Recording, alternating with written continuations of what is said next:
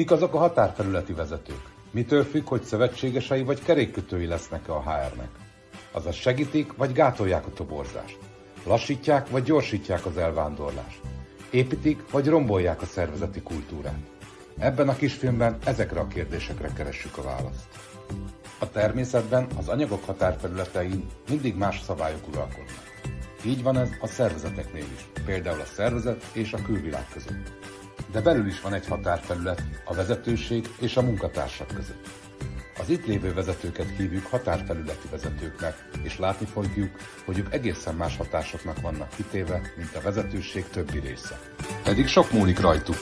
Egy vállalat 80% a munkatárs, és ők vannak közvetlen kapcsolatban velük. Nem mindegy, hogy szigetelőként vagy vezetőként működnek.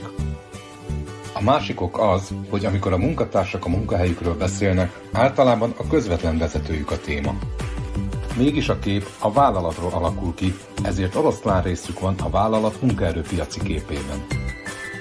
De miért más az ő helyzetük, mint a többi vezetőnek? Mert sokszor maguk sem tudják, hova tartoznak. A vezetőkhöz, a munkatársakhoz, hiszen többségük tegnap még szintén munkatárs volt. Ezért legtöbbször hídként írják le magukat a vezetők és a dolgozók között. Ez a valóságban inkább azt jelenti, hogy egész nap őrlődnek a vezetőség és a munkatársak elvárásai között, mert nem tudják eldönteni, hogy kihez legyenek hűségesek. Pedig a megoldás egyszerű. Mélyen integrálni kell őket a vezetői csapatba, hogy egyértelmű legyen számukra, hova tartoznak valójában.